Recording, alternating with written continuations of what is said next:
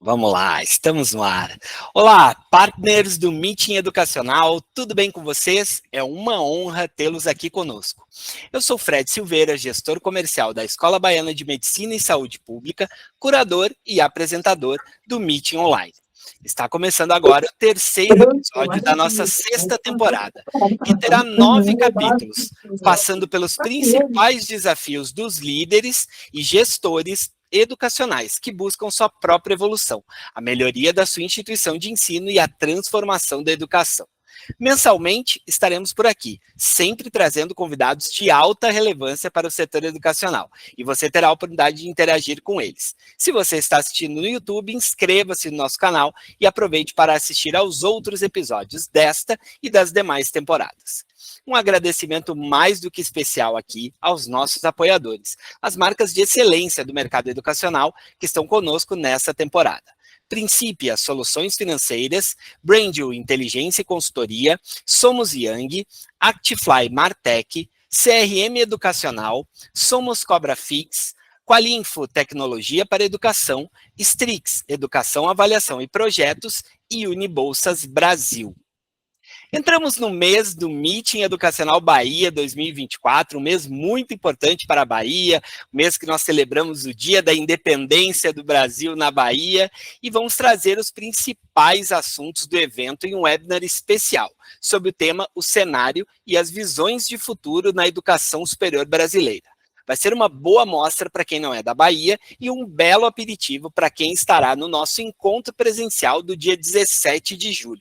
No site meetingeducacionalbahia.com.br você encontra todas as informações, detalhes e a programação do evento. O Meeting Educacional Bahia deste ano traz a visão como sentido principal. Queremos ser um farol, talvez não tão lindo quanto o da Barra, para iluminar as tendências da educação superior pelo Brasil e trazê-las para o ambiente do ensino superior privado baiano. E num caminho inverso, mas complementar, também queremos mostrar as boas práticas da Bahia na educação superior. E é exatamente isso que faremos aqui hoje. Traremos tendências do Brasil com a visão da Bahia, preparando o terreno para o nosso encontro do dia 17. Para isso, temos aqui hoje um timaço de painelistas. Marina Pfefferbaum, coordenadora do Centro de Ensino e Pesquisa e Inovação da FGV e autora do livro O Fim das Universidades como as Conhecemos. Este livro será a base do painel de fechamento do Meeting Educacional Bahia, e todos os participantes do evento irão recebê-lo digitalmente. Para trazer as tendências de financiamento pelo Brasil afora, teremos aqui hoje Alexandre Mori, gerente de financiamentos do Semesp. Lá no Meeting Bahia, ele estará atendendo gratuitamente as instituições que tiverem dúvidas sobre FIES, ProUni ou financiamentos privados. Ele que é uma das principais referências no assunto no ensino superior brasileiro. Quem vai falar sobre as tendências de marketing e tecnologia, tanto aqui quanto lá no Meeting Bahia, vai ser o nosso host, Cláudio Sampaio, CEO da Actifly e Seaworks. E para fechar esse timaço com chave de ouro, trouxemos o reitor da Universidade Católica do Salvador, professor David Lorenzo, que também estará conosco lá no Hotel Mercury Rio Vermelho no dia 17 de julho. Bom, o time é pesadíssimo, tem muito a dizer, então vamos começar logo o nosso encontro. Então, para explicar a dinâmica, primeiro a Marina vai trazer uma apresentação sobre o seu livro e, na sequência, os painelistas comentam, contextualizando com os seus assuntos e com o apoio do nosso host. No final, partiremos para as perguntas. Vocês todos estão convidados a participar utilizando o nosso chat. Durante o evento, pedimos que vocês deixem seus microfones mutados para garantirmos a participação de todos. O evento está sendo gravado e, posteriormente, será publicado em nosso canal no YouTube. Inclusive, peço também a você que está aqui presente, enquanto a gente está aqui começando, já vai lá no @Meeting Educacional no YouTube e já se inscreve para ficar por dentro de todas as novidades que virão. E no final do evento, vamos divulgar como faremos o sorteio de 2 ingressos para o Meeting Educacional Bahia. Só quem se inscreveu e está aqui vai poder concorrer. Portanto, você que nos acompanha pelo YouTube, seja muito bem-vindo, seja muito bem-vinda, mas queremos ter você conosco, ao vivo, em uma próxima oportunidade, combinado? Bom, Feita essa contextualização, passo a bola para a nossa querida Marina Pfefferbaum. Seja muito bem-vinda, Marina, e nos conte sobre essa obra fantástica que inspirou o nosso painel de fechamento do Meeting Bahia. Bom, olá a todas e todos que nos assistem. Eu não podia estar mais contente, mais grata de estar aqui, de ter a oportunidade de compartilhar um pouco dessa obra, né, que saiu pela revista Ensino Superior. Então, obrigada mesmo. A alegria de um pesquisador é poder falar com uma audiência tão qualificada. Então, eu estou radiante aqui hoje, agradecida pela oportunidade. Eu preparei aqui uma apresentação com muito carinho, pensando, enfim, o livro ele tem temas bem amplos, né? Porque para falar sobre fim da universidade é algo que é muito polidimensional, então eu tive que escolher um recorte. E o recorte que eu acho que alinharia também com os presentes aqui hoje é falar um pouco mais profundamente do eixo tecnologia, né, que está no livro também bastante proeminente, e como que ele se relaciona aqui na agenda Brasil, né? Então, vou compartilhar aqui a minha tela. Conseguem enxergar? Sim. Perfeito. Então, eu deixei aqui o link, né, então, do livro que a gente está falando, para quem quiser olhar. Então, depois eu posso passar a apresentação também, porque tem muitas informações. Bom, eu queria começar dizendo que, olha, as narrativas com relação à tecnologia nos deixam num lugar de angústia muito grande. Eu que sou professora de Direito e Tecnologia, da área de Direito Digital, eu estou sempre me sentindo correndo atrás, né, de tantas transformações. Então, a gente vê relatórios, e eu vou apresentar muitos relatórios, como que saiu ano passado da Goldman Sachs, falando que essa nova onda de inteligência artificial vai afetar 300 mil empregos. E para falar da minha profissão, que é a profissão jurídica, a gente vê que 44% da profissão jurídica ela vai ser automatizada por essa nova onda de IA, né? Então, esse relatório saiu no finalzinho do ano passado. E aí a gente tem falas das quais eu não necessariamente concordo, como a do Harari, que fala que, olha, até 2050 vai surgir uma nova classe de pessoa, a classe dos inúteis, que não serão nem empregáveis. São falas muito fortes, né? Que deixam as pessoas extremamente angustiadas nos dias de hoje. E também não está fácil para nós, enquanto instituição de ensino, diante desse cenário, e nem para as próprias empresas. Então, a gente tem exemplo do BART, quando foi lançado, que o BART agora é o Gemini, né? Ele deu uma resposta errada, de tão correria que está essa guerra, né, pela apropriação da IA generativa e pela apropriação de mercado, que ele deu uma resposta errada. E a gente teve falas também, não, mundo para, né, o Harari e amigos, mundo para, que nós não estamos preparados para tanta inovação. E isso deixa, então, também as angústias institucionais. E aí eu quis trazer esse relatório que eu vi bastante recente, saiu no mês passado também, um relatório da Thomson Reuters que fala das profissões em gerais, né?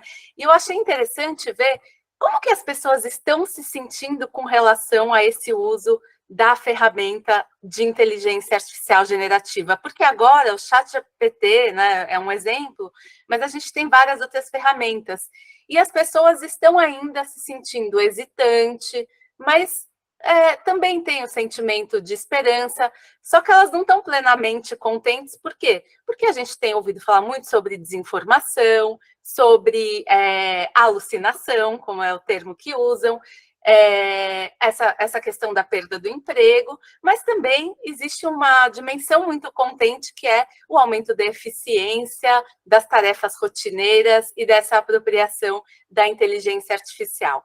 E aí, como a gente está num fórum de educadores, eu quis trazer também uma outra pesquisa que saiu também, né, as coisas são muito rápidas, né, é muito recente essa pesquisa, acho que saiu 2 semanas atrás, que tiveram entrevistas de 2.400 reitores de universidades norte-americanas sobre essa questão da IA generativa. Então, é interessante notar, eu destaquei alguns dados que eu acho importante para a gente debater aqui hoje, e também debato isso no meu livro, que é sobre essas novas políticas que surgem.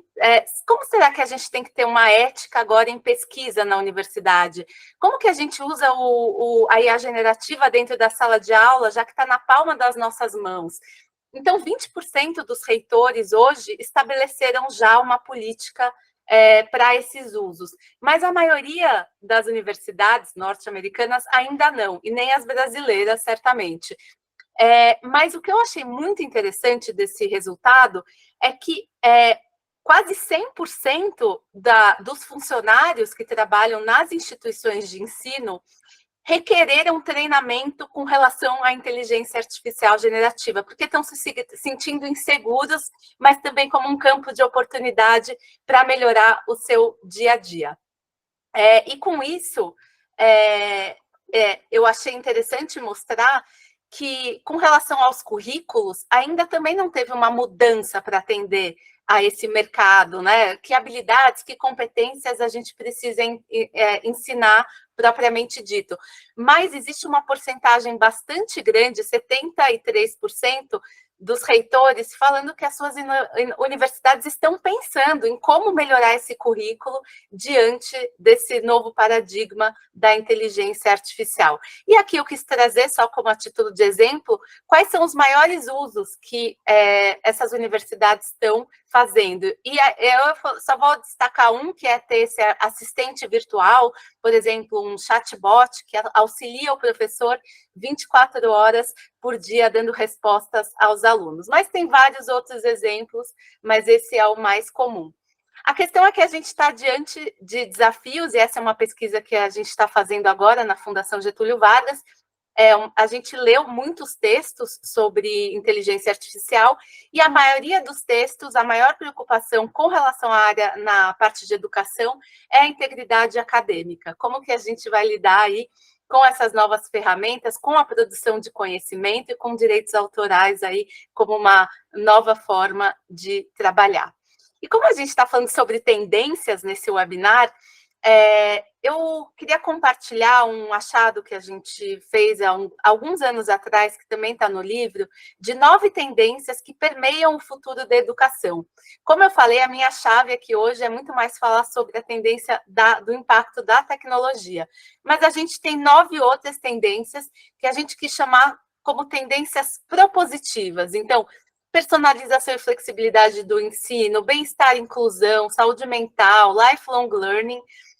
Eu não vou me adentrar todas elas, né, até porque eu quero muito ouvir as reflexões dos colegas, mas eu vou falar um pouquinho mais com relação a 3 delas, de novo, do papel da tecnologia. Então, olhar a tecnologia, né, enquanto essas transformações todas que a gente tem sociais, mas também como uma nova agenda, uma agenda que traz desafios, por exemplo, novos direitos, no direito material, para a gente refletir e pensar como que a gente pode criar cidadãos digitais, que é o termo, né, digital citizenship, como que a gente pode trazer esses alunos e alunas a uma criticidade para identificar desde fake news, desde usos que não são éticos com relação à tecnologia e assim por diante. Já que, como eu falei, é um fenômeno, né? Esses dados mostram que em 5 dias o GPT ele alcançou 1 milhão de seguidores, enquanto outras ferramentas demoraram 2 anos e meio, 3. Então, é um fenômeno realmente muito importante da gente olhar. E aí eu trouxe só esse gráfico aqui, que trabalha com as inteligências artificiais generativas no mundo. E é só uma provocação para a gente pensar aqui, enquanto sul global, porque a gente está olhando, a gente é consumidor de tecnologia, e a maioria das ferramentas tecnológicas, elas são produzidas nos Estados Unidos. Então, o que significa a nossa apropriação? Que tipo de cuidado a gente precisa ter e que tipo de política, que tipo de decisão institucional a gente quer ter com relação a esses usos e ferramentas, né? Então, trocando em miúdos, a gente tem muitas possibilidades do uso de inteligência artificial no nosso dia a dia, seja para gestão, seja para atividades de ensino, para pesquisa e publicação, para extensão, enfim, muitas possibilidades no universo da universidade. E aí eu queria trazer alguns exemplos de como as instituições estão usando para formar professores. Então, muitas vezes pensando em programas de formação docente, em diretrizes e princípios éticos que a universidade tem que dar, para além dos professores, do seu uso do dia a dia. Aqui eu trouxe um exemplo da Fundação Getúlio Vargas mesmo, porque a atividade docente é uma atividade bastante solitária, a gente discute muito paper e, às vezes, pouco sala de aula, então é muito importante que os nossos professores e professoras tenham esse nível de conhecimento das tecnologias e possam trocar as suas experiências na sala de aula. Acho que só um ponto importante que a gente está discutindo é como que se faz essa política que seja da organização e não simplesmente de um único programa de um professor. E para isso a gente tem estudado muito essas ferramentas, feito pesquisa na universidade, principalmente pensando nesses desafios éticos que o uso dessas ferramentas nos trazem no dia a dia. E aí alguns exemplos de universidades também, por exemplo, em Stanford, a gente tem alguns cursos para professores que falam, que eu queria destacar, que falam, olha, pensa nas implicações do seu curso, crie uma política de uso dessas ferramentas, né? Pense como você vai integrar essas ferramentas de tecnologia nos seus exercícios com os alunos. Então, já dá aqui algumas ideias para que a gente possa pensar. E aí, provocações. Professores, como vocês estão se sentindo diante dessa ferramenta? Estão apropriados? Não tão apropriados? Outro exemplo do MIT que achei interessante trazer, olha, defina quais são os usos aceitáveis dos seus alunos. Revise, repense as suas atividades de novo, né? Pensa na privacidade, acesso. Como será que é o acesso? Principalmente pensando em Brasil, né? Quando a gente vai usar essas ferramentas. E aí, Princeton, a mesma coisa, seja explícito com relação às suas políticas de uso, e Singapura criou uma comunidade aí de professores e práticas para serem trocados. E aí eu queria dizer o quão real é esse uso de ferramenta. Esse é um estudo que eu li algumas semanas atrás, que mostra que desde dezembro de 2022 teve um crescimento, olha, explosivo do uso de ferramentas de inteligência artificial na área médica. Então, esse é um exemplo de textos que usam, o GPT gosta muito da palavra delve, em inglês, e aqui é o uso da palavra delve em papers da área médica. Então, esse pesquisador está falando, será que tem uma correlação muito séria com relação à forma de produção desses textos agora que a gente precisa olhar? E aí, pensando, então, nessas implicações éticas, quais são os princípios que a gente tem? Tanto os princípios que vão ser da instituição, quanto os princípios que vão vir da regulação, transparência, ações humanas, bem-estar, né, com relação à tecnologia, enfim, coisas que a gente vai ter que pensar no nosso dia a dia e pensar seriamente, por duas razões. Primeiro, porque a gente já tem uma regulação aprovada, que é a regulação do AI Act na União Europeia, e possivelmente, dentro desta semana ou na próxima semana, nós teremos aprovado o PL aqui no Brasil, né? Está em tramitação, e a gente vai ter sim uma regulação de inteligência artificial, da qual coloca usos na área de educação como sendo de alto risco. Então, as instituições de ensino vão precisar pensar com relação a isso. E pensar o quê? Qual estrutura de governança elas vão ter para lidar com isso, né? Então, aqui é só exemplo de estruturas de governança, né? Não vou entrar em detalhes, mas será que vai ter um comitê de ética em pesquisa vinculado ao reitor? Será que é o pessoal da TI que vai aprovar ou não? Será que vai ter uma pessoa responsável por essa avaliação, um comitê? Enfim, são muitas estratégias possíveis e não tem uma receita, né, única, mas é importante que a gente pense aí daqui para frente como que a gente vai lidar com tudo isso. E aí, alguns exemplos, né, aqui é um comitê de ética, que vai definir responsabilidades, definir princípios éticos e cria um comitê olhando também para quais usos uma instituição de ensino faz. Será que a instituição usa também para contratar professores, contratar pessoas? Não é a finalidade máxima dela, mas é um uso muito possível e legítimo nos dias de hoje. E aí eu queria trazer, né, uma tendência que eu acho muito importante, aliada à tecnologia, é a gente sempre pensar no humano, por óbvio, né? Como que a gente potencializa e radicaliza os nossos alunos e alunas na centralidade dessa aprendizagem, como vão ser essas novas formas de ensinar, que o professor ele é um facilitador do espaço, aliado à tecnologia e desenhos de experiências, e também pensando como é importante a gente olhar para esse conceito de lifelong learning, que a gente vai estar sempre nos bancos das universidades. Um exemplo é Singapura, que com 60 anos a pessoa recebe 60% de desconto, 50 anos, 50% de desconto, pensando que as gerações elas vão se reencontrar aí no espaço universitário para sempre continuar aprendendo aí com tanta inovação. E aí pensar de novo, que a gente nunca teve tanta questão, né, de saúde mental como nos dias de hoje, e o quanto a gente requer pensar também como que a gente faz a universidade um espaço diverso de inclusão e garanta aí, tanto dentro da sala de aula, como também fora da sala de aula, esses espaços de práticas pedagógicas inclusivas e de garantia desse bem-estar e da diversidade também.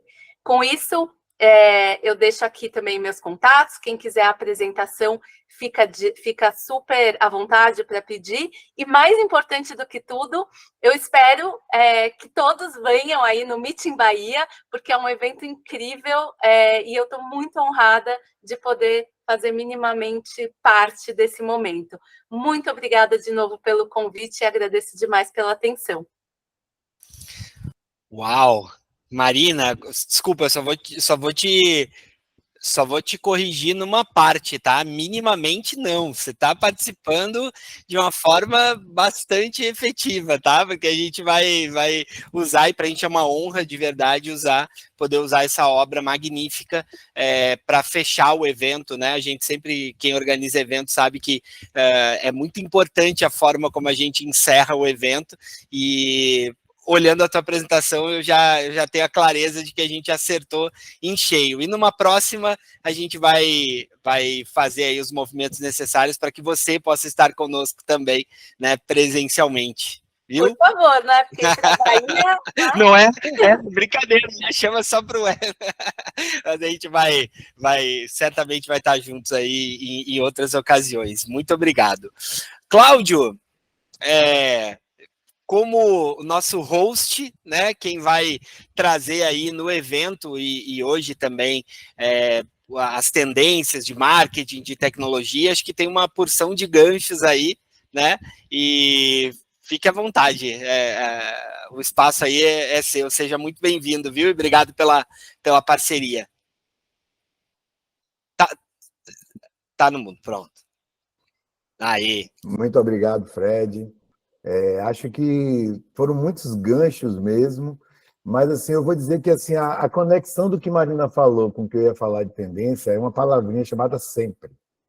Então, quando a gente fala do lifelong learning, e a gente está falando das pessoas estarem sempre conectadas, é o grande raciocínio que a gente começa a mudar, e talvez esse mindset seja o grande diferencial. É que a gente vivia um momento anterior, acho que é o fim das universidades como nós a conhecemos, mas é o início das carreiras como nós conhecemos, das empresas como conhecemos, do trabalho como conhecemos, é todo um grande começo aí, pós esse mundo de inteligência artificial. E no marketing não é diferente, a capacidade de produção e de geração de conteúdo faz com que a gente faça um marketing cada vez mais always on, que é o que todo mundo traz, cada vez sempre ativo, uma educação cada vez mais sempre também oxigenado. Talvez não dê mais tempo de se preparar materiais que fiquem 3, 4, 5 anos materiais pedagógicos sendo utilizados. Talvez os materiais serão feitos a cada 6 meses, a cada 3 meses, a cada dia. Então, assim, no caso do marketing, a questão do always on é isso, né? Então, cada vez menos você vai trabalhar com aquela campanha blocada, com aquela estratégia blocada, e você vai trabalhar com conteúdos e comunicações presentes e utilizando cada momento, cada vez mais com micromarketing, cada vez mais com relacionamentos estruturados e com campanhas que tragam informações que estão ligadas ao contexto e ao momento. É muito difícil você fazer um conteúdo que fique no ar 6 meses, 1 ano, de uma forma igual. Hoje, porque você está concorrendo com a atenção de muita gente. A educação concorre com a atenção de outras coisas, e principalmente o marketing, onde você não tem um vínculo estabelecido ainda. Então, você não tem nem a pessoa sentada numa carteira na frente de uma sala para competir. Então, você realmente está disputando por atenção, e quem faz um trabalho brilhante como a educação tem que ganhar espaço na atenção das pessoas. Por isso que ela vai ter que usar mesmo de todas as ferramentas possíveis para poder capturar a atenção e levar a sua mensagem. Então, para isso, ela vai ter que usar muita inteligência artificial e todo o arsenal que Marina trouxe aí de ferramentas espalhadas pelo mundo. E a gente talvez precise trabalhar além da questão de competências e habilidades, mas talvez a universidade tenha muito que trazer as vivências e colocar as pessoas em cocriação constante. A gente tem feito alguns projetos com IA, e assim, trabalhando 2, 3 pessoas em cocriação junto com a IA, isso é fantástico, porque ela às vezes acaba fazendo uma facilitação entre uma pessoa que quer dizer e o que a outra estava fazendo, e dá um enriquecimento muito grande de conteúdos quando ela está sendo utilizada entre pessoas também. Então, eu acho que esse é o ponto. O ponto mais importante é o ponto da gente começar a entender como é que a gente vai trabalhar essas coisas de forma mais constante. E aí, Marina trouxe uma coisa importante ali na análise dela, que é a saúde mental a partir daí, porque a gente deixa de ter aquele conforto de estar repetindo um processo. Tudo muda muito, e aí, assim, acompanhar essa mudança vai ser com muita ferramenta, mas com preparo. E talvez aí esteja um lugar das universidades trazerem, né? Ajudar as pessoas a se preparar para esse novo cenário que requer aí uma habilidade de mudança, de conexão, de abertura de conhecimento, e eu acho que isso aí acaba sendo assim, o grande desafio. Muda muito a forma como todo mundo se relaciona com o seu cotidiano. A gente que vivia em estruturas que tinham calendários tão fixos, a universidade tinha momento de captação, momento de matrícula, momento de entrada, momento de fechamento, e acho que tudo agora fica muito dinâmico. Eu acho que esse é o grande desafio. No caso do marketing, eu acho que a grande necessidade é o uso de IA de uma forma colaborativa em todas essas ferramentas para a construção de conteúdos e para a criação de peças, campanhas. A gente tem aí um desafio cada vez mais de trabalhar a questão da segmentação, as ferramentas, as plataformas estão cada vez mais fechando os dados, então você tem uma necessidade de criar, de segmentação baseada em criativo, quer dizer, você não adianta mais, você agora, as ferramentas estão como se fosse cada vez mais tentando capturar menos dados, você precisando criar mais peças para poder conseguir fazer essa segmentação baseado no interesse e na audiência.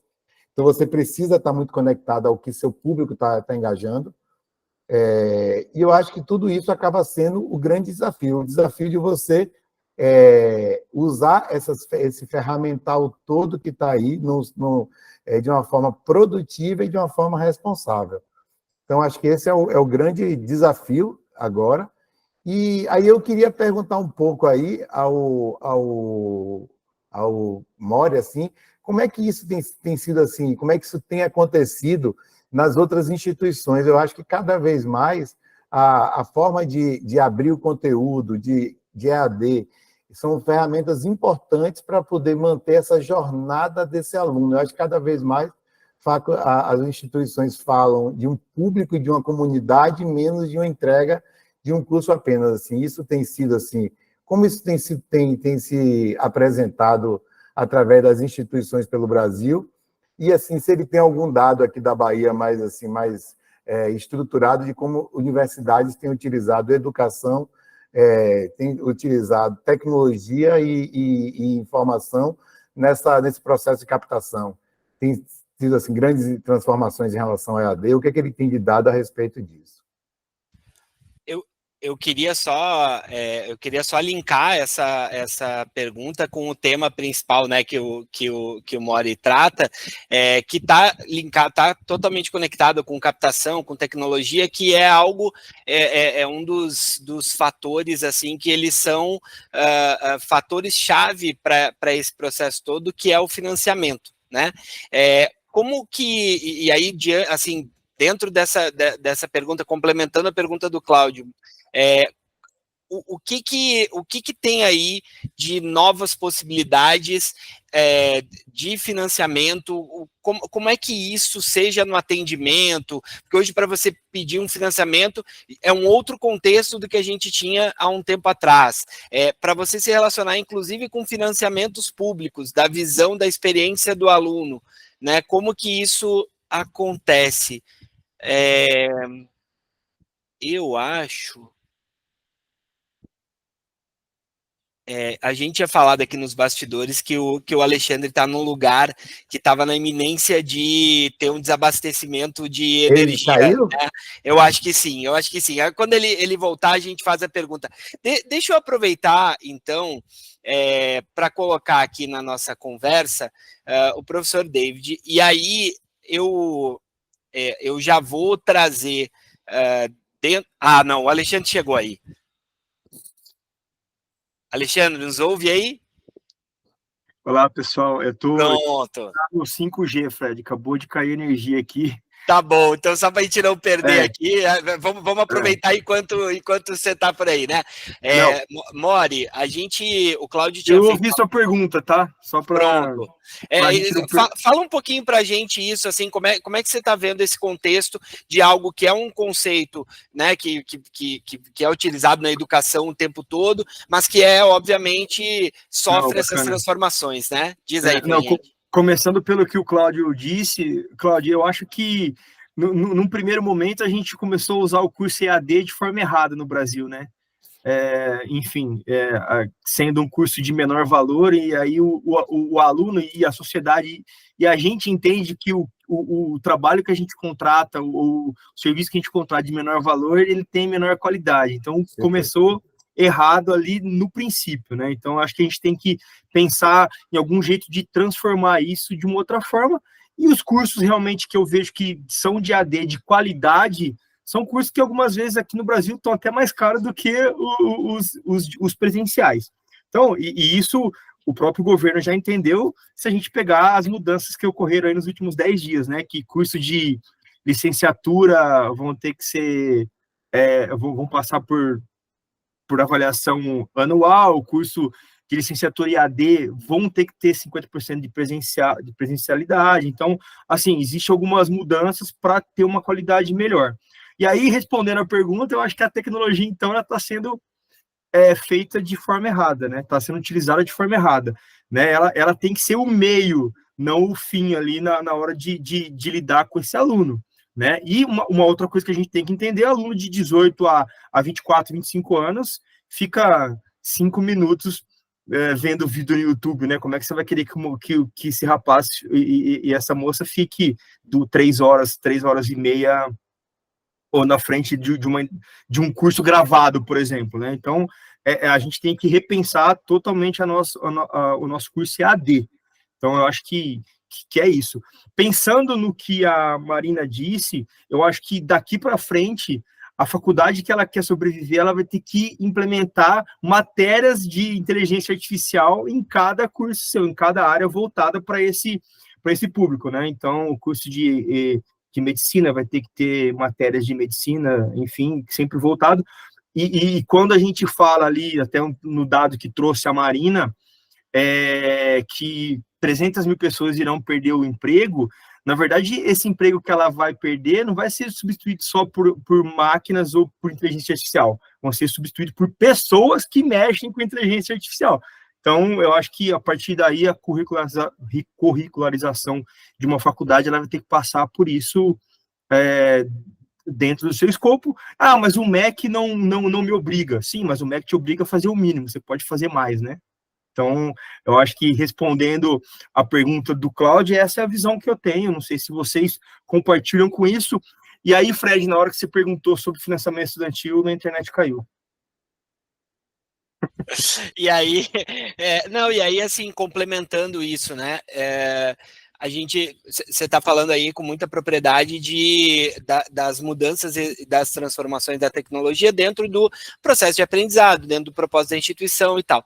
Como é que essas mudanças impactam e vão impactar ainda em relação ao financiamento, sob a seguinte perspectiva, e claro, é uma perspectiva, fique à vontade para, obviamente, incrementar isso, mas sob a perspectiva desde a experiência de quem vai solicitar um financiamento, seja por meios privados, seja por meios públicos, e novos formatos que eventualmente possam surgir nesse sentido, talvez usando algum aspecto tecnológico. Mas queria que dentro disso você trouxesse um pouco assim de como é que você enxerga o conceito do financiamento dentro desse contexto de impactos tecnológicos. Não, então, assim, falando em impacto tecnológico, se a gente olhar para o financiamento público, o impacto é horrível, né? O sistema do governo não funciona.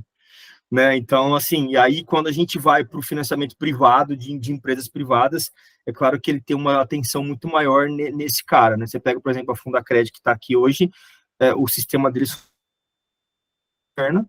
Inclusive, amanhã eu estou fazendo um ofício, porque o sistema do governo ele não funciona para esse aluno que quer o crédito, tá?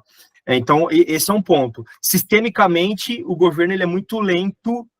E aí quem trabalha com outras áreas do governo, aí SISU, INEP, MEC, entende o que eu estou falando, ele não tem a mesma rapidez do que o privado e do que as faculdades precisam e do que o aluno precisa.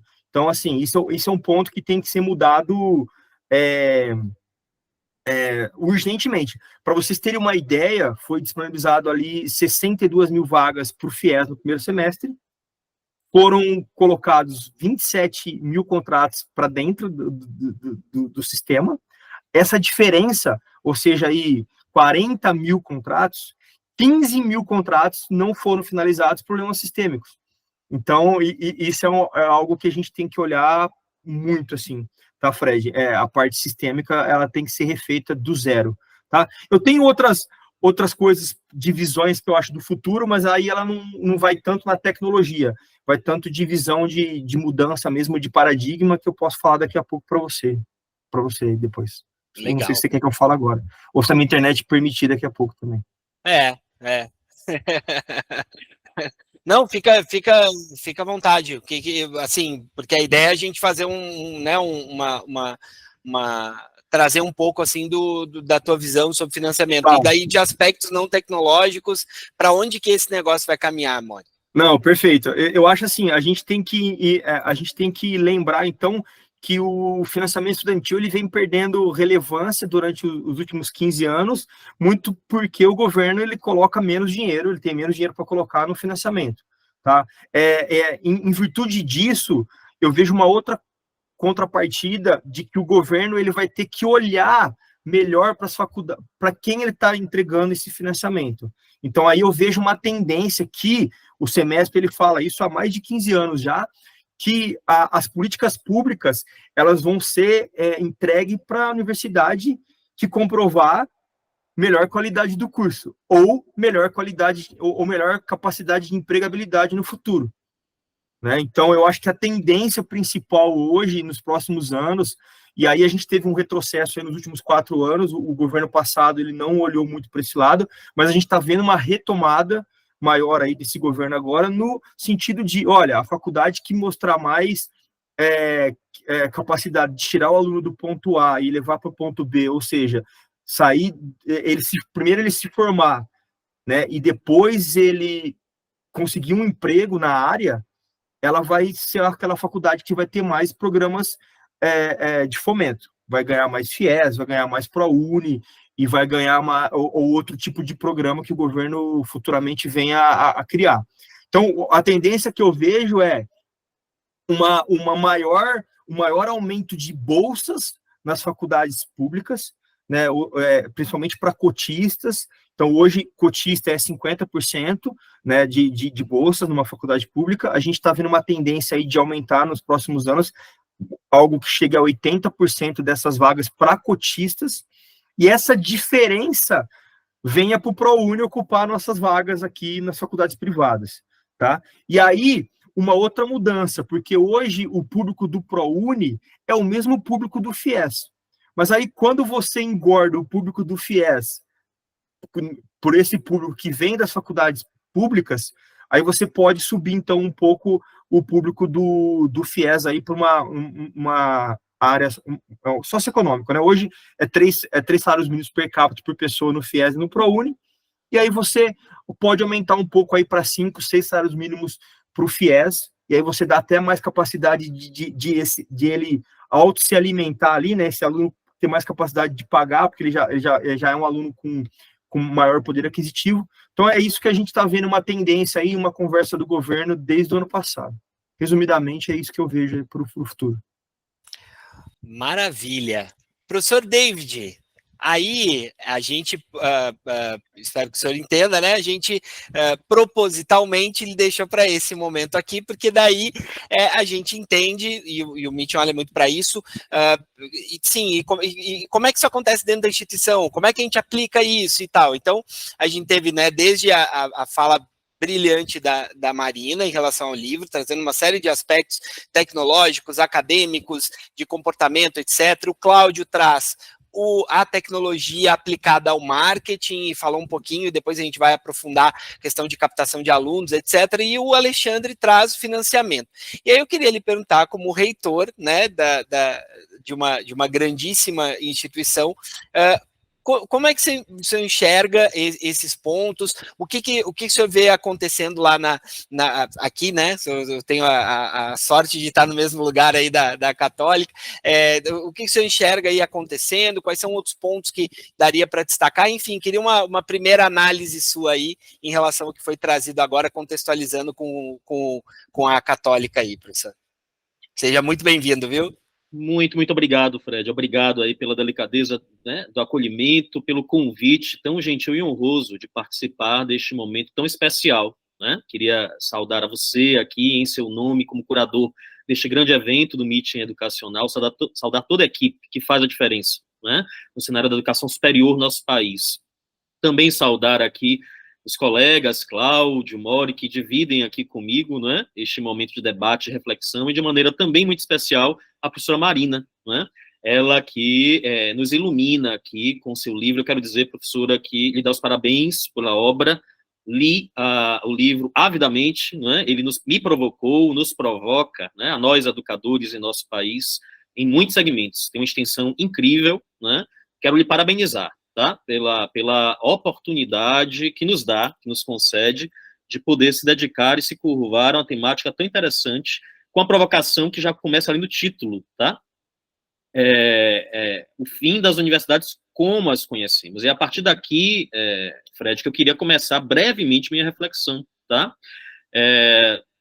Não é o fim das universidades, né? E me atendo de modo muito pontual às questões da inteligência artificial e ao uso das tecnologias nos processos educacionais, né, que foi aqui a razão de ser, né, a bússola que a professora Marina nos deu, desde o início do nosso encontro, dizer que o que há de mais interessante é que, para um leitor mais apressado, se pode imaginar, olha, temos um livro que revela um cataclisma, se encerra aqui a educação superior, ela acaba por conta, especialmente da tecnologia? Não. É o fim das universidades como as conhecemos, mas talvez a oportunidade, aquilo que a gente diz sempre, né? Um copo meio cheio, um copo com água pela metade pode ser enxergado, com o meio cheio e meio vazio. Qual é o aspecto positivo? É a grande ocasião, a grande oportunidade de a gente revisitar a razão de ser mesma da universidade, desde os seus primórdios, né? Que aqui no Ocidente data de lá da Idade Média, certo? Com o propósito de servir às cidades, oferecendo respostas ou contribuições para as grandes questões sociais, né? E nós estamos aqui diante, no meu olhar, da terceira grande revolução humana, né? A primeira do carvão, a segunda da computação e agora a inteligência artificial generativa, que cria novos padrões. E cabe à universidade, ao contrário do que se pensa, né? A gente pensa, Fred, que também numa leitura muito apressada deste fenômeno, que devemos ser reticentes com a inteligência artificial. Por quê? Porque ela será ferramenta para que o estudante trapaceie no seu percurso formativo. E aí, como fazemos sempre como seres humanos, fechamos a porta ao novo, porque o novo nos assusta, nos amedronta. Não, não é essa a ideia. Não pode ser esta a proposta de um espaço de educação, né, que quer ser também inteligente e pensar a inteligência artificial, né, pelas mãos e pelo olhar humano. É a isso que se destina uma universidade, um espaço universitário, né? Então, a Universidade Católica de Salvador, e aí falo agora, né, da condição que muito me honra, porque sou professor deste lugar, exerço já a condição de reitor, né, e vejo nas mais diversas esferas, nos mais diversos segmentos daquele tripé de ensino, pesquisa e extensão que a Constituição Federal, né, tanto valorizou, como percurso formativo, como trajetória educacional. A UXAL hoje, ela pretende afastar essa primeira impressão de que a inteligência artificial é um inimigo, para que, ao revés disso, dizer é uma realidade que se impõe. E a gente precisa pensar mesmo em mecanismos de inovação para mantermos-nos tradicionais como somos. Aliás, tradição e inovação não são conceitos antagônicos, contrários. Eles são complementares. Só há algo tradicional na medida em que se mantém atual. Senão ele deixa de ser tradicional para se tornar apenas história, não é? Memória de algo que se passou. Então, a Universidade Católica hoje repensa ali esse contexto, tá? Desenvolvemos atividades dentro de um centro de inovação que consegue capitanear projetos com professores, estudantes, desenvolvendo muitas questões no âmbito da tecnologia e também, hoje já, né, da inteligência artificial, mas, sobretudo, colocando no centro aquilo que nos move há 62 anos, que é o tempo de vida na Universidade Católica de Salvador. O que é que nos move, Fred? A pessoa, o ser humano. Então, falar de inteligência artificial é falar de humanismo, sobretudo, dentro das universidades, dos espaços educacionais, né? Porque a tecnologia deve servir à pessoa. Aquilo que nos é muito caro a nós do direito, né, que por formação tanto utilizamos o conceito de função social, e aqui função social do saber, tá? Quero relembrar que o livro que a professora Marina publicou, ele está em inteira sintonia com todo o movimento internacional que tem sido feito a respeito da inteligência artificial. No mês passado, a Unesco noticiou a publicação de um guia, né, sobre inteligência artificial, apresentando ali inúmeras questões, dizendo, olha, é uma realidade posta que precisa ser enxergada nos mais diversos redutos sociais, e de um modo muito especial quando se fala em educação. Questões como pobreza digital, inteligência artificial precisa ser iluminado, né?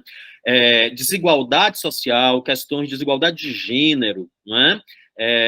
De classes socioeconômicas do norte e sul globais, com a construção de padrões que ainda hoje, infelizmente, a inteligência artificial se torna vítima, porque o padrão do recurso utilizado está vinculado ao norte global, e como é que a inteligência artificial vai dar conta disso e conseguir contemplar as necessidades do sul global, as questões do hemisfério sul, de países com severos problemas, com o Brasil, que entrou novamente no mapa da fome, né? E de que modo a inteligência artificial pode cuidar disso e não marginalizar quem já é marginalizado, né? São questões que precisam ser enfrentadas pelas universidades. Não há outro espaço, Fred, né, que se destine a discutir as questões éticas. E aí volta a dizer, não dá para fechar as portas e pensar que o espaço de educação, o espaço formal e tradicional, não pode ser tecnológico. Ele já é, por si só. Aqui, Cláudio, Mori disseram isso há pouco também. Nossos estudantes, eles já são constituídos, né, na esfera tecnológica. Então, não há como pensar em currículos distantes disso. Mas mais do que inserir a inteligência artificial nos nossos currículos, nosso papel como instituições qualificadas de educação superior em nosso país é de discutir as fronteiras éticas dessa inteligência artificial. Para além das habilidades e competências com IAs, é saber que elas jamais irão substituir a pessoa humana. É ela, sim, que está no centro. Então, precisamos encontrar na política pública uma regulamentação a respeito da inteligência artificial que garanta, não ser espaço de criação de bolhas, de um discurso de ódio, que as ferramentas utilizadas permitam a emancipação social, a emancipação popular, é a razão de ser da educação superior. Então, eu falei mais do que até o que devia, porque o tempo era muito menor, mas o tema empolga, estar num reduto tão qualificado, tão seleto como esse, me perdoem, né? Terminou me empolgando e me excedendo aqui quanto ao tempo, tá? Mas lembrar disso, tá? Que estamos diante de uma grande revolução. A Marina diz isso também no seu livro, na sua obra. Nós ainda discutimos tradicionalmente, né, numa valorização de patrimônio, né, de bens imóveis, móveis, que possamos apalpar, mas hoje o maior patrimônio que nós temos são os dados manejados pela inteligência artificial. O que fazemos como instituições de educação superior diante dessa grande revolução, né? É o que espero eu poder aviventar e encontrar, né, novas provocações no Meeting Educacional, no próximo dia 17. Né? Lá, certamente, teremos a oportunidade, será uma ocasião propícia e fecunda para voltarmos ao tema e podermos, enfim, entre colegas, entre pares, construir efetivamente o espaço de educação que queremos, que sonhamos, tá bom? Mas muito obrigado, Fred, pela oportunidade, tá, de estar aqui. Obrigado pela paciência e generosidade de todos em me escutar aqui nesse tempo todo, tá bom? Imagina, professor, essa fala foi fantástica e fica aí que em seguida eu já tenho uma pergunta aqui, queria agradecer ao pessoal que está aqui interagindo, né, pedindo os contatos, fiquem super à vontade para contatar, né, a professora Marina, mas a gente vai enviar, né, o link do livro, né, para todos os inscritos, então fiquem tranquilos. Professora Marina, eu queria trazer aqui uma pergunta que eu realmente achei tão brilhante e provocativa quanto o livro e quanto o comentário, que é uma pergunta aqui do Fabiano Bossli Miguel. Ele traz assim, bom, primeiro, né, antes de mais nada, parabéns pelo livro, pela brilhante e provocativa exposição. Referindo-me ao título provocativo do livro, acredito que uma nova universidade exige uma nova gestão das instituições de ensino superior, para além da IA generativa e das novas tecnologias.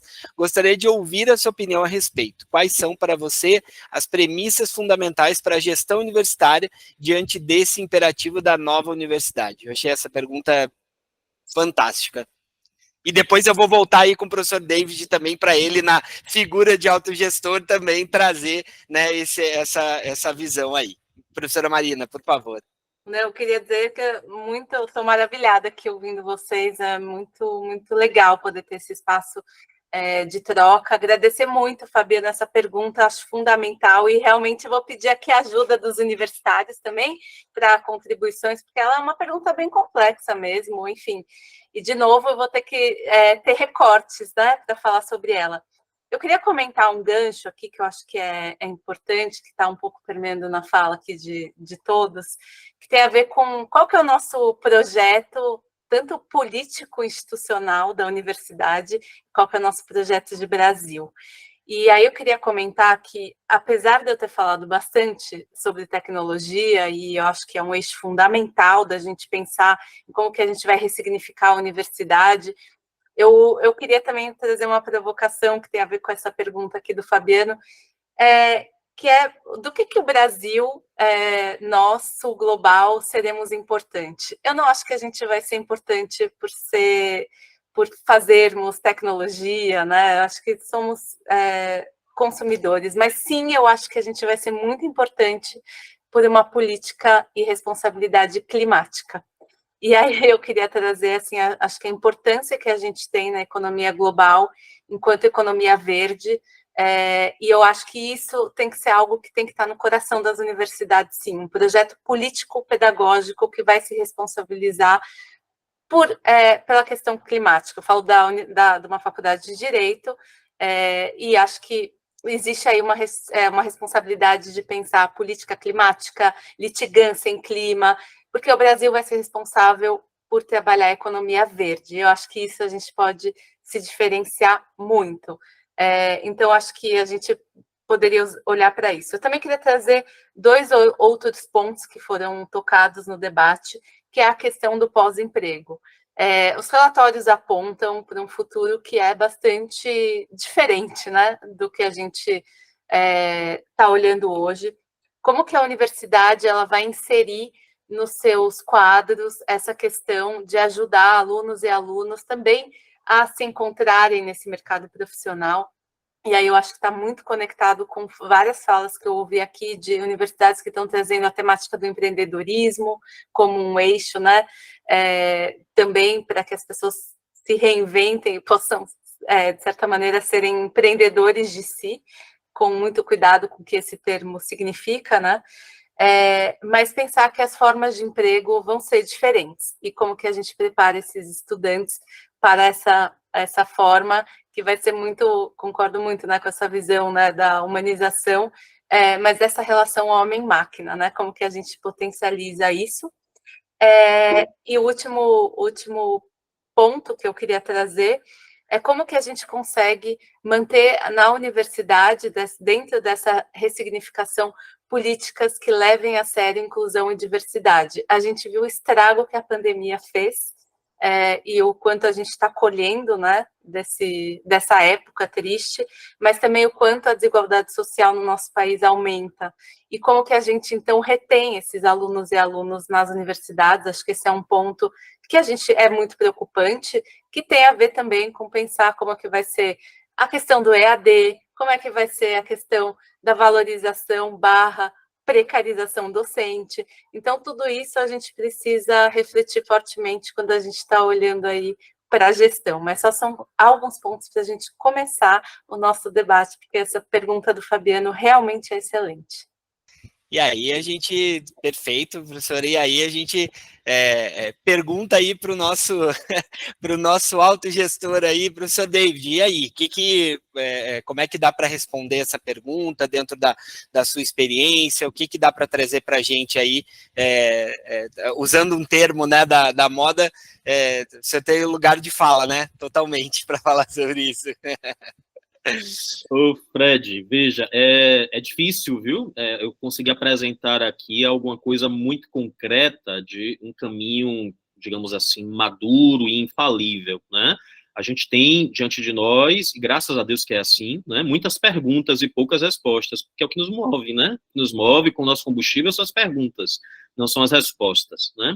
Então, é muito difícil, né, na posição que hoje eu exerço, é muito, muito, muito complicado equilibrar os pratos, né, fazer uma gestão, a alta gestão educacional, em que se tenha que controlar e cuidar de questões como sustentabilidade econômico-financeira, né, no meu caso, né, no âmbito de uma Universidade Católica de Salvador, de manter preservadas, intactas, né, as suas premissas, os seus valores, o seu projeto pedagógico, e, além de tudo, manter-se como instituição comunitária, filantrópica, né, que tem um papel social, né, com a concessão, inclusive, de bolsas e acompanhamento de jovens e de adultos, com tantas e tantas questões dentro daquilo que a professora Marina falou agora, né, nessa esfera concreta da diversidade, não é simples, tá? Mas eu acho que uma agenda vai se constituindo, vai se edificando mesmo, né? A professora Marina já sinalizou aqui, o respeito, a primeira coisa, né, quando a gente fala em responsabilidade ambiental, e ela está hoje cada vez mais viva e potente, considerando-se o incremento da tecnologia, que a tecnologia avança, mas avança se deixarmos, né, como um trator neste espaço. Então, a responsabilidade ambiental, ela se torna cada vez mais viva e ela em verdade, uma tradução de uma necessidade do homem se localizar como parte integrante, né, de um cosmos maior e da necessidade de não ser apenas titular de direitos, mas de responsabilidades éticas, né, sobre o meio ambiente. Então, há todo um movimento, volto a dizer, né, a Agenda 2030 da ONU que se estabelece, né, pretende fazer o homem enxergar este lugar onde ele se encontra, né, diante do que tem à sua frente, diante dos outros, que são efetivamente outros, diferentes de nós mesmos, né? Falar em diversidade e inclusão se tornou hoje o que há uma década era algo muito tímido na educação superior. É uma realidade, é uma necessidade. A Universidade Católica hoje, ela tem dado passos largos nesse aspecto, tá? Vem discutindo questões que envolvem tanto a responsabilidade ambiental, socioambiental, quanto a diversidade, a inclusão, uma agenda constante, recorrente, Fred, inclusive aqui já anuncio também, né, e ficam todos convidados para participar em outubro da Semana de Mobilização Científica da Universidade Católica de Salvador, que tem como tema cuidar do outro para cuidar do mundo. Então fala tanto sobre diversidade, quanto sobre responsabilidade socioambiental, né? Implementamos uma política de afirmativa, de inclusão docente de negros, quilombolas, indígenas, por uma resolução específica do Conselho Universitário, tá? Da Universidade Católica de Salvador. Então, temos a grande satisfação hoje de termos um processo seletivo de professores que tenta agremiar, então, pessoas que surjam destas origens, né?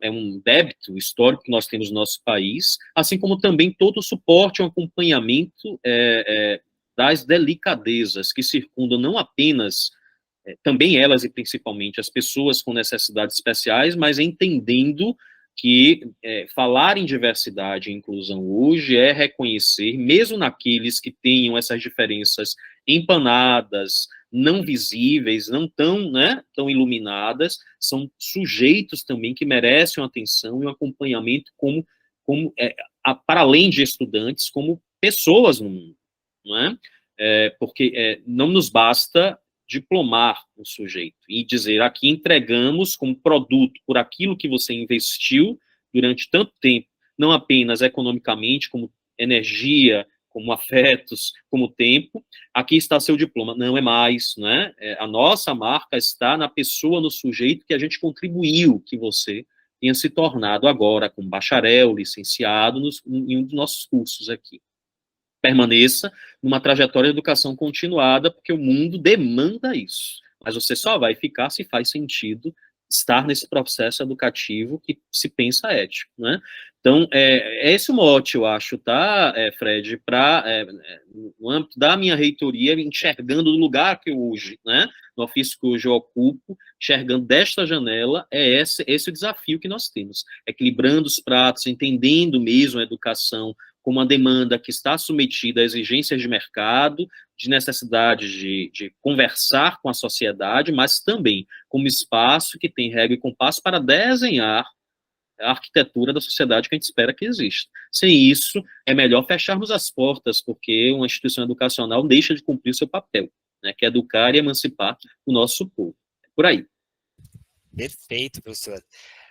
E aí, eu já de imediato, Cláudio, não sai da minha cabeça a seguinte pergunta que você já trouxe aí de alguma forma no seu comentário, né? E aí, como é que a gente capta alunos dentro desse contexto para universidades que talvez seja o fim delas como as conhecemos, o início como nós não conhecemos, como você cunhou esse termo, super bacana também. E aí, como é que a gente capta esse aluno, como é que a gente conversa com ele, como é que nós nos comunicamos com ele dentro desse contexto todo de tecnologia, de IA, etc., do que a gente está falando aqui?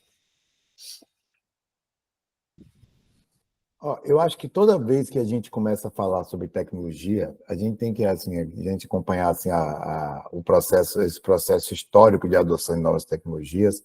Você fala num começo, num processo de a tecnologia, ela começa trazendo diferenciação, mas no momento que ela vai se popularizando, ela começa a fazer um risco de exclusão. Então, assim, eu acho que esse momento, a gente vive um momento em que a gente tem que procurar abrir o nosso produto para essas tecnologias novas, para poder usar ela como um formato de atração e de diferenciação. Então, quando a gente pensa em produto, os diferenciais de produto são as coisas que são mais atrativas. Então, ter um produto que seja aderente a essa expectativa de mercado é mandatório.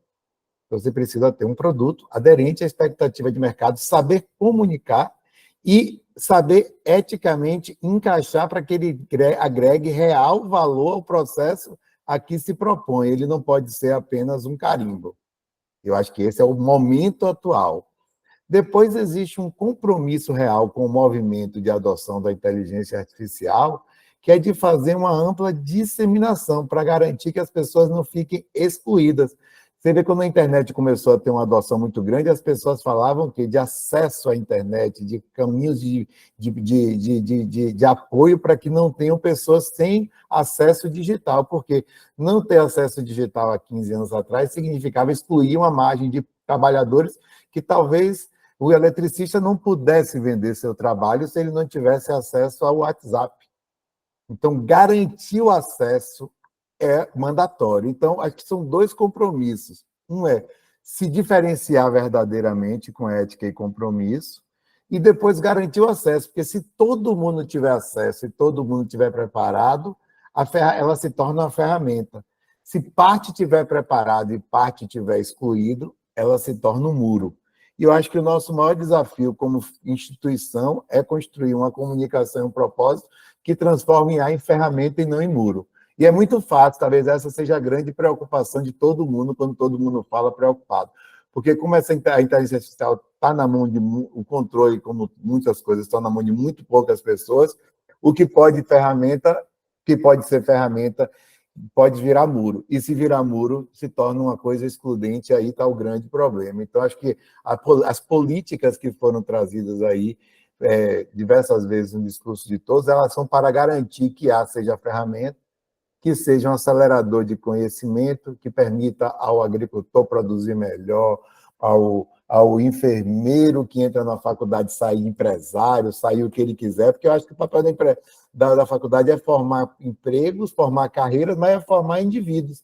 Se ele entra enfermeiro e sai empresário, ele agrega valor à sociedade com o uso de inteligência artificial de forma sustentável, está ótimo, está show. Então, eu acho que esse é o posicionamento mais importante da universidade, ela se comprometer de verdade com esse movimento e ajudar a popularização da ferramenta para que todo mundo tenha acesso de forma igualitária. E aí o mercado se regula de forma muito mais natural, é o que eu entendo.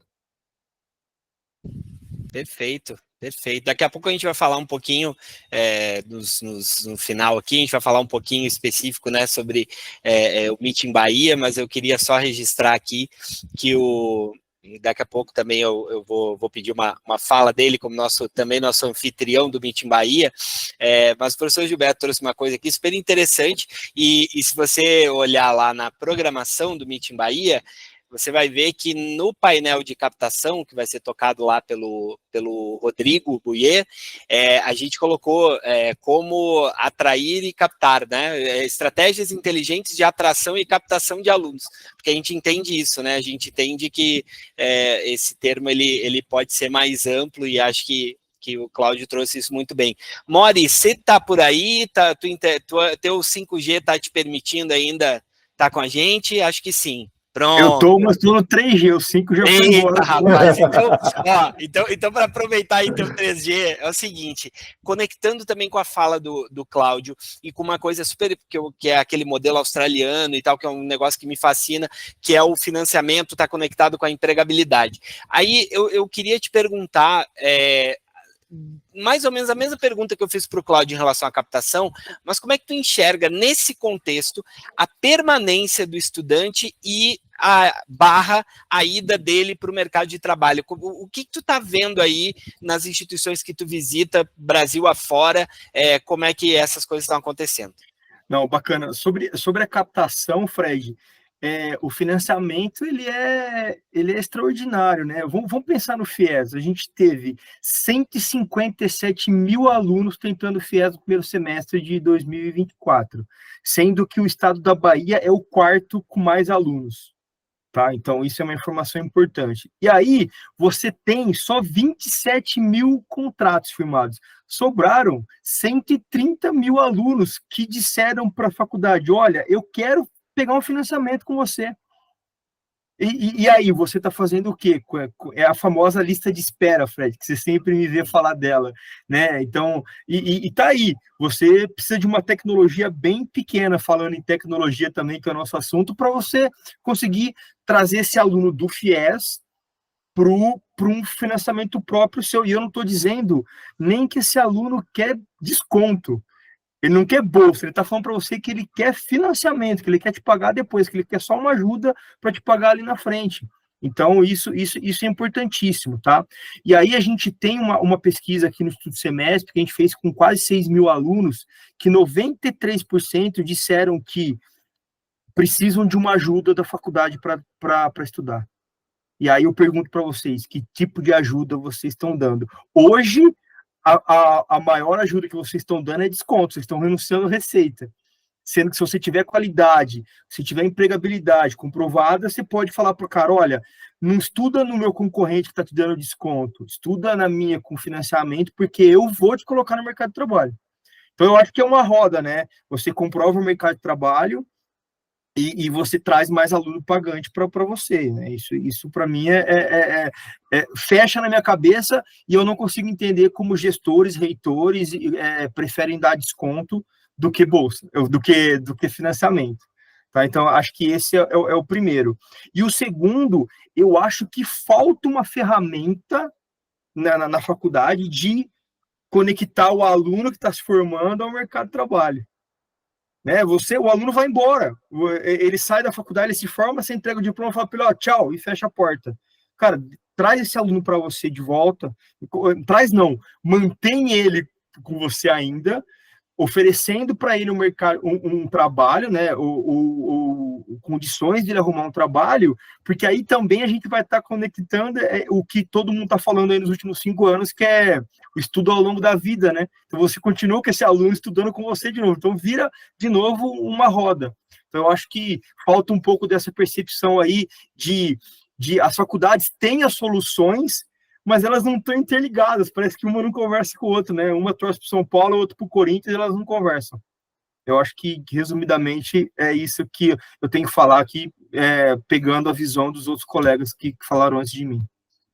E aí, também de bate-pronto, Marina, como é que, com esse olhar de dentro da sala de aula para fora, como é que a gente constrói a solução para algo que é, assim, não vou nem falar batido, mas não é um conceito novo, não é mesmo, essa coisa do relacionamento entre academia e mercado, né? Isso já se conversa sobre isso há muito tempo, mas eu tenho a sensação que por mais que o tempo passe e a gente converse, essa relação ela vai ficando cada vez mais complicada, no sentido de que no contexto que a gente está vivendo agora, a gente vê o crescimento de universidades corporativas, das empresas, né, que fazem isso talvez porque não conseguem enxergar ali na academia aquilo que elas precisam em termos de conhecimento. Eu sei que eu estou sendo meio simplista aqui, eu sei que as razões não são apenas essas, mas a gente vê esse crescimento e hoje existem cases de grandes empresas que montaram universidades corporativas, que essa é uma demanda, né, que provavelmente a gente deveria estar absorvendo aqui nas nossas instituições. E aí, Marina, como é que a tecnologia ela bagunça ou organiza essa conversa entre academia e mercado? Nossa, muito boa colocação. Eu acho que, de novo, né, a universidade ela realmente está num momento que ela precisa se repensar, porque a gente nunca teve tantos outros espaços de formação fora da universidade. Se antes a universidade era o detentor do conhecimento e da informação, hoje, se eu quero saber o PIB da Ucrânia, está aqui na minha mão, enfim. Então, eu acho que isso traz uma mudança de paradigma da universidade muito importante. Por um lado, eu sempre brinco com isso, né, meio batido, mas se a gente congela uma pessoa, a única coisa, o único espaço de referência que ela ia reconhecer hoje é uma sala de aula. Então, a gente não se move na cidade como a gente se movia antes, a gente viaja por Airbnb, por economia gig, a gente tem outras, né, formas de transporte, locomoção, enfim, mas a universidade ela continua igual, as carteiras enfileiradas, né, o professor dando uma aula expositiva. Então, de fato, eu vejo esses espaços nascendo em muitos outros lugares, como você trouxe. Então, o Google, que tem a Google University, são os escritórios de advocacia, que tem a escola fulaninho e ciclaninho, advogados associados. Então, o que acontece é que o mercado está entendendo que o espaço da universidade não tem sido suficiente para atender as suas demandas. Isso é bastante evidente.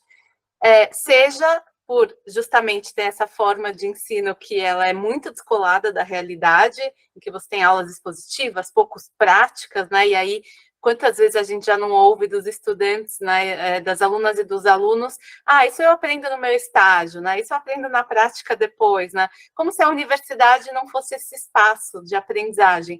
E ainda mais os dados mostram o quanto que o investimento em pessoas mais júniores, o mercado já não quer mais pagar por isso. Então, mais ainda será o papel da universidade fazer essa transição aqui que o Alexandre estava falando, né, sobre ajudar esse aluno, essa aluna a atender as agendas do mercado. Então, eu acho muito importante a gente mudar o paradigma, em primeiro lugar, da forma como a gente coloca esse aluno dessa maneira tão passiva. Como que a gente faz dele um protagonista para ser depois um protagonista da sua vida e dessa construção do seu caminho. E, para isso, a gente tem que radicalizar essa autonomia, a gente precisa, né, colocar o estudante... ressignificar esse momento do encontro, né? Porque se é para ter aula expositiva, então eu já faço minha aula online, enfim, assim por diante. Então, eu acho muito importante a gente repensar a forma como a gente está ensinando, parecida do século XVIII, XIX, né?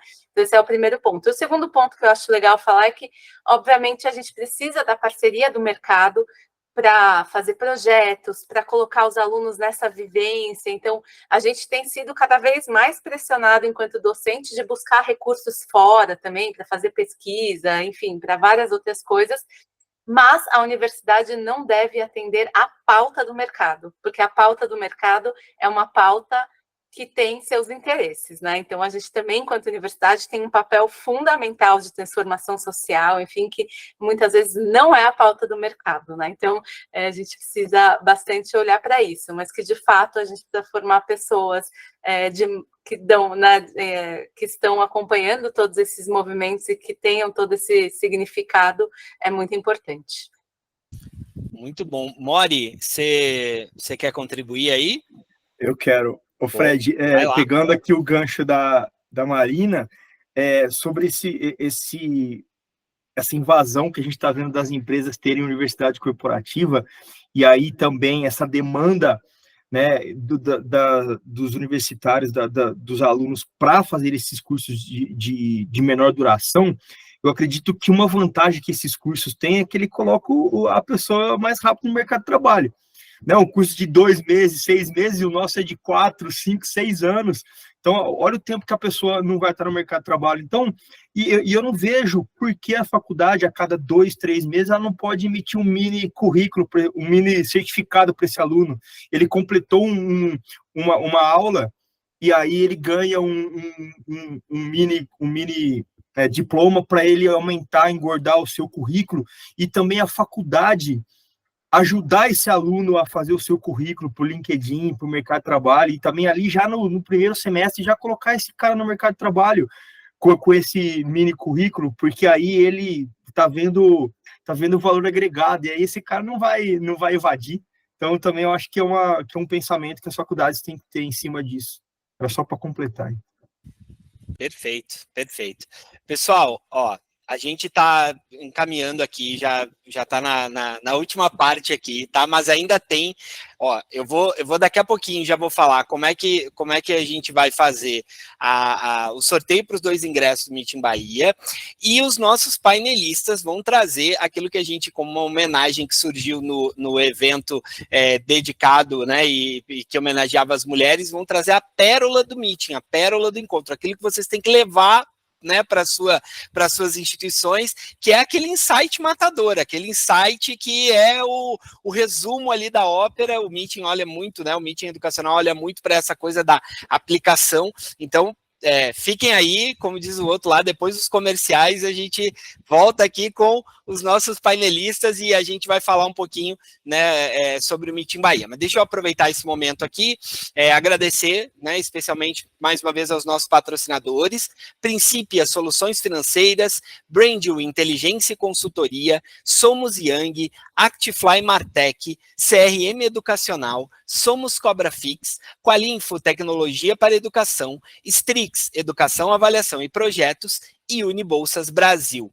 Caso sua pergunta não tenha sido respondida, ou você quiser entrar em contato com o Meeting, propor algum tema, conversar conosco, ser nosso parceiro em algum produto, o nosso e-mail é o contato@meetingeducacional.com.br. E as nossas redes sociais são @meetingeducacional no YouTube e Instagram, e Meeting Educacional no Facebook e LinkedIn. Falando em contato, convidamos todos os participantes a responder nossa avaliação, que será enviada por e-mail a todos os inscritos. Ela é muito importante para a melhoria contínua do nosso evento e mais, será através dela que faremos o sorteio dos ingressos. Então, quem respondê-la até amanhã, sexta-feira, dia 5/7, estará concorrendo. O resultado vai ser divulgado no sábado, no dia 6, nas nossas redes sociais. E por falar nisso, a gente reforça, né, o convite para que você siga as nossas redes sociais, no Instagram, LinkedIn e Facebook. E além do mais, tem o nosso Meetingcast, o Alexandre Mori já contou a sua história.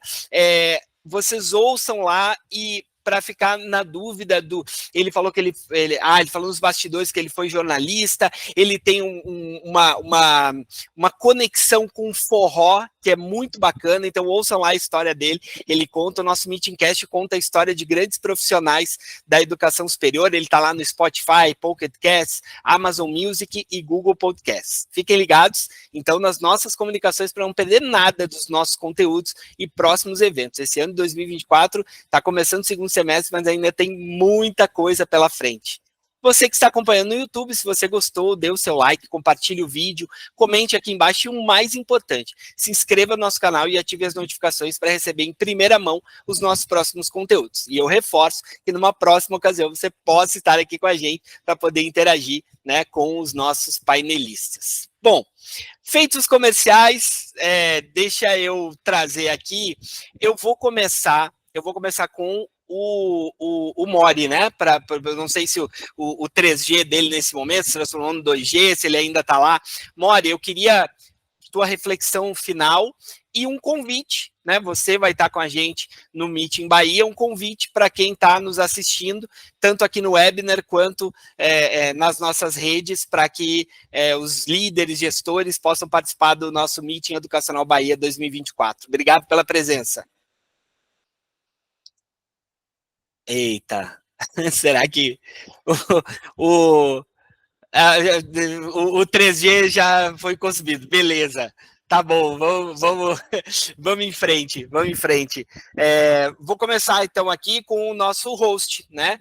Cláudio Sampaio, nosso grande parceiro aí, tanto do nosso evento, ele nos últimos anos aí vem, desde 2022, ele vem falando aqui no Meeting sobre o propósito das instituições, conectando isso, né, com o marketing, com tecnologia.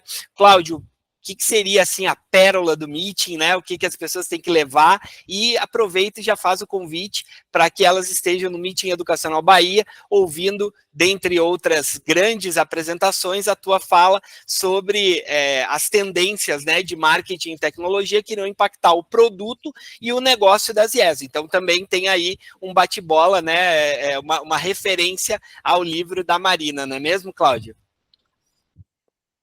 Como empresa de marketing e tecnologia, eu entendo que essas duas coisas precisam ser trabalhadas juntas. Eu acho que trabalhar isso de forma dissociada, achando que ferramenta resolve ou que ideia resolve, não resolve. Então, assim, acho que é entender realmente o impacto, ter um processo integrado de levar o produto ao mercado, mas vem muito desse posicionamento. A gente precisa entender que a gente está nesse momento de transição e que a gente precisa estar nos próximos anos muito atento e muito abertos para se remodelar, enxergar os processos, enxergar a metodologia e entender o que está atravancando a adoção de forma plena. Porque, assim, sem a adoção de forma plena, a gente pode achar que não é a gente dizer que está fazendo alguma coisa, que essa tecnologia estará realmente permeando as instituições. A gente tem que estar de forma plena e responsável abrindo. Então, eu acho que vem aí do comprometimento de cada um de entender, eu estou realmente resistente ou estou aberto? Se não estiver aberto, precisa estar aberto. E esse negócio não vai durar 6 meses, é um processo de transformação aprofundado. Eu acho que esse é o legado, é olhar para dentro um pouco, olhar para dentro e perceber se está aberto. E assim, acho que, como convite, o Meeting já tem alguns anos aí participando dessa comunidade, é uma família bem, assim, é muito rico. É uma pena, Marina, que você não vai estar aqui dessa vez, assim, mas assim, você já deu contribuições importantíssimas. Com certeza você vai ser muito citada no evento, entendeu? Acho que todo mundo que está depois de te ouvir, fica no compromisso, na motivação. Quem não leu, de ler seu livro. Em relação à questão do meeting, Fred, eu acho que assim, a questão da lente da Bahia vai ser uma provocação importante, então é imperdível para os gestores da Bahia estar no meeting. É uma pauta rica, uma pauta comprometida e uma pauta que traz ganhos reais para os gestores de instituições. Então, assim, ele não fala por cima, ele fala por dentro, né? Então, eu acho que esse é o ponto assim do Meet que faz ele ser imperdível. Então, todos os gestores de educação da Bahia precisam estar no Meet, teremos um dia muito ativo, vai ser muito bacana e temos que estar lá. Que maravilha! 17 de julho. Marina, eu vou pedir a tua permissão para eu ser anticavalheiro e eu te deixar para o final. Por quê? Por uma questão que você é a estrela principal aqui do nosso encontro e eu acho que os demais vão entender. Eu queria fechar o nosso encontro com uma fala sua, né, que foi assim tão rica e a gente agradece demais. Professor David, lhe agradecendo, queria a sua reflexão, aí a sua pérola do meeting e o seu convite para quem vai estar nos assistindo. Você vai estar lá, né, conosco, a gente ainda vai conversar um pouco sobre isso, para alinhar alguns pontos, mas, assim, o importante é que nós estaremos juntos, e no ano passado, né, o senhor também esteve conosco, ainda na condição de pró-reitor, né, da Católica. Isso nos orgulha muito, essa continuidade, né, o meeting é isso que o Cláudio falou, é uma comunidade, é quase uma família, assim, que a gente está aqui para uns apoiar os outros, né, e isso é muito legal. E eu queria lhe dizer, lhe passando a palavra, que a sincronicidade, né, lhe levou a usar régua e compasso, que ficou imortalizada, né, na música de Gilberto Gil, e o meeting, ele tem, todos os eventos que a gente faz, ele tem uma colcha, assim, de cultura, que dá essa trilha, né? Então a gente traz poesia, a gente traz música, porque eu acho que essas coisas estão todas muito conectadas com a educação. E esse ano, pelos 82 anos, pelo anúncio da aposentadoria, né, dos palcos no próximo ano, a gente então vai fazer uma homenagem a Gilberto Gil, traz uma série de músicas que tem muito a ver, tem uma história deliciosa sobre a música pela internet. Aí quem tem que estar lá no Meeting Bahia para ouvir, eu vou contar a história dessa música e como que ela se relaciona com uma fala que a gente vai trazer, que é um case de pós-graduação digital da PUC Paraná, né? Então a gente está muito feliz com isso, foi muito legal você citar isso, professor. Obrigado pela presença, né, o seu insight e o seu convite para quem ainda está na dúvida por que deve estar lá com a gente no Meeting Bahia. Ô Fred, eu é que agradeço imensamente pela oportunidade, viu, pela convivência aqui fraterna neste tempo, que passou muito rápido, né? Pareceu que tem 10 minutos que a gente começou aqui. Então, agradecer muitíssimo, tá? A você, a toda a equipe aí que organiza o Meeting Bahia, por um momento tão brilhante como este aqui, né? Com a reflexão tão oportuna. Dizer assim que queria retornar, né, à provocação que nos é feita pela professora Marina, através do seu livro, e que nos estimula, nos dá combustível aqui ao Meeting Bahia, né? Dizer, muitas pessoas das mais diversas áreas estão aqui nos ouvindo hoje, né, mas todas diretamente vinculadas à educação superior. Dizer que não, as universidades, os centros universitários e as faculdades não estão acabando, né? O que mudou foi a forma como nós a enxergamos, como nós a concebemos nas últimas décadas, quiçá nos últimos séculos, né? O insight que me dá é aquele que me enche o coração todos os dias ao acordar e dizer, olha, eu vou à universidade, vou cumprir com o meu papel, né, com a minha vocação como educador, exercendo hoje a função de reitor, né, que é acreditar na educação e na força da pergunta, Fred. Tá? Nós estamos diante de uma grande, eu disse, de um grande momento, uma grande revolução mesmo, né, que nos é dada pela tecnologia, e isso nos coloca, nos catapulta para frente, não é para trás não, né?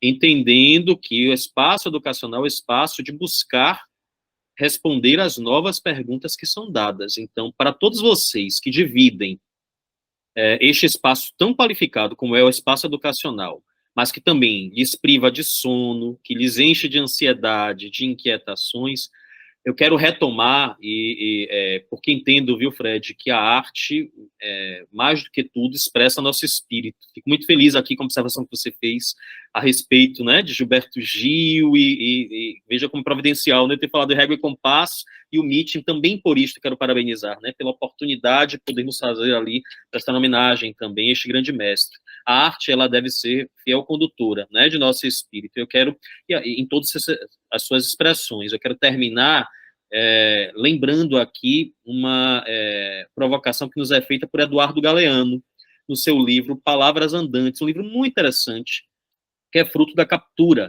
de expressões que ele encontrou ao longo do mundo nas suas idas e vindas, e uma expressão muito específica e muito oportuna, que me preenche de esperança pela educação, e que queria compartilhar com todos vocês aqui, colegas, né?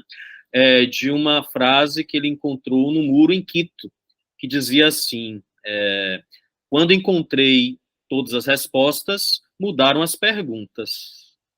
Veja só, é o que estamos aí tendo à nossa frente no cenário da educação superior, não é?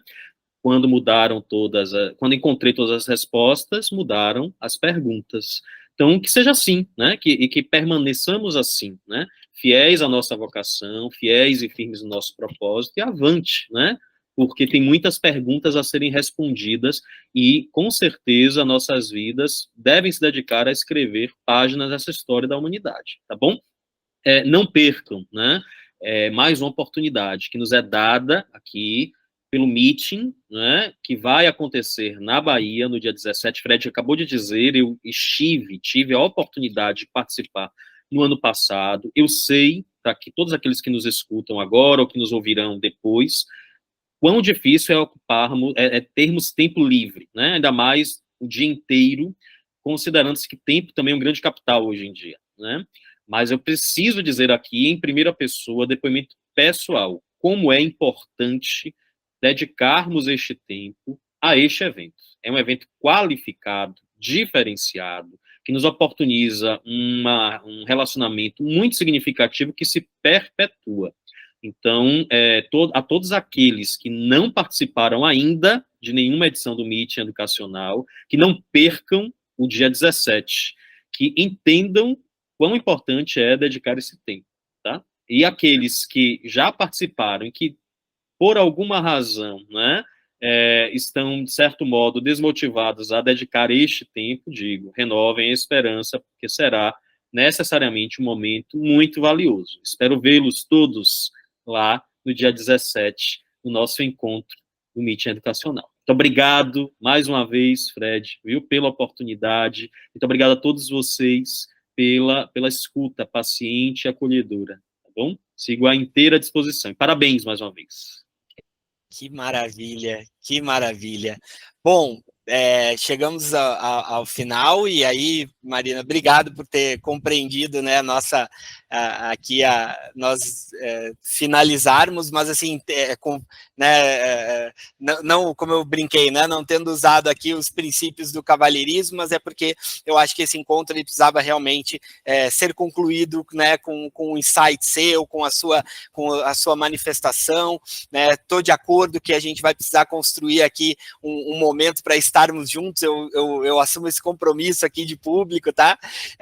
Mas assim, que você possa trazer aí um seu insight final, enfim, e poder também, como livro, de alguma forma, né, você vai, como o Cláudio falou, você vai, de fato, estar participando do evento, porque o livro ele vai ser muito citado, né, em várias, não só no painel de fechamento, mas em outros momentos da programação, né, a gente colocou algumas coisas que fazem referência a ele, eu queria agradecer muito por isso e pela sua participação hoje. Nossa, é uma responsabilidade muito grande fechar esse webinar maravilhoso.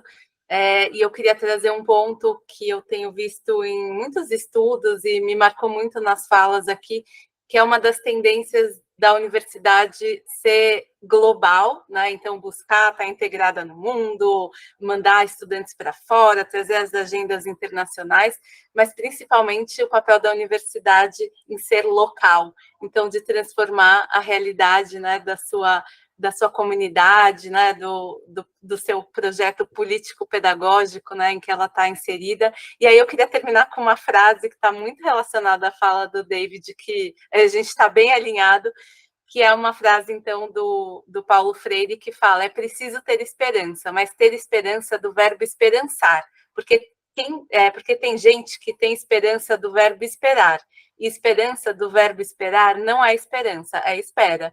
Esperançar é se levantar, esperançar é ir atrás, esperançar é construir, esperançar é não desistir.